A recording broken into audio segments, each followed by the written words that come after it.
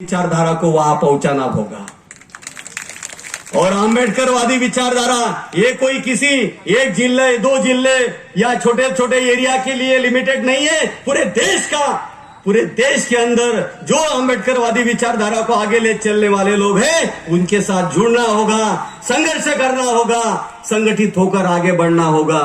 समय बहुत बेकार है साथियों, बहुत जल्दी ही वो दिन आने वाला है। ये तो आप देखोगे, यदि आप लोग अभी नहीं संभले तो आपके पास कोई संभलने का वक्त भी नहीं होगा। आने वाले दिनों में क्या समय हमारा होगा ये आप सोच नहीं सकते हो। और इसलिए बाबा साहब ने जो नारा दिया क्या है, मेरे बहुजन समाज के लोगों, जाओ अपने घर के दीवारों के ऊपर लिखो कि तुम्हें इस देश की शासन करती जमात बनना है। कहीं हमारे लोग कहते नहीं बुद्ध विहार आहे, बाकीच्या गोष्टी नको। अरे बाबा साहब ने एक समय में धार्मिक मूवमेंट भी चलाए, सांस्कृतिक मूवमेंट भी चलाए, पॉलिटिकल मूवमेंट भी चलाए, एजुकेशनल मूवमेंट भी चलाए। फिर हमारे लोग डिस्टर्ब क्यों होते हैं?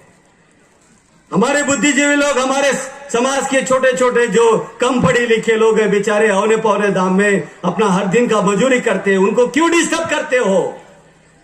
उसको सही मार्गदर्शन करना होगा, उनको समझाना होगा कि बाबा साहब के साथ इस देश के अंदर क्या हुआ।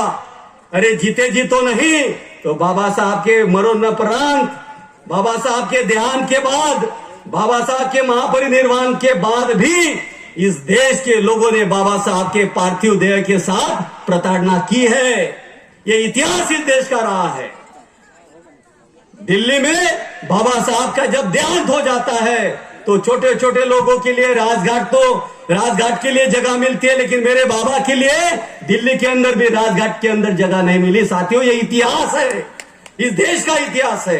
बाबा साहब के साथ उनके जीते जी नहीं, मरने के बाद भी इन लोगों ने कभी बाबा साहब के साथ न्याय नहीं किया, उनको देशद्रोही करार दिया।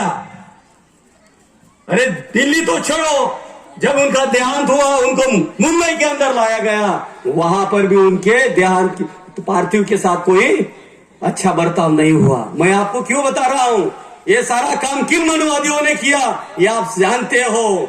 बाबा साहब जो इतना बड़ा फल आपके हमारे लिए लाए थे, इतना बड़ा अधिकार आपके और हमारे लिए लाए थे, बाबा साहब को अपने जीते जी 2 बार बाबा साहब इलेक्शन लड़े, लेकिन दोनों बार इन मनुवादी लोगों ने बाबा साहब को वहां नहीं जाने दिया।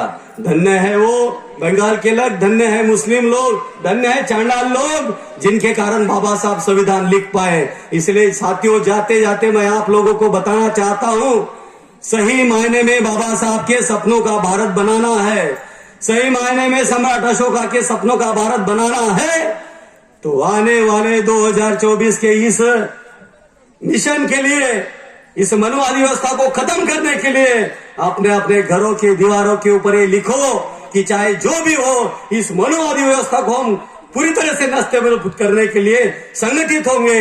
संगठित होकर बाबा साहब के विचारों के ऊपर चलकर दिल्ली की सत्ता हस्तगत करेंगे, तभी बाबा साहब के संविधान को हम रोक पाएंगे।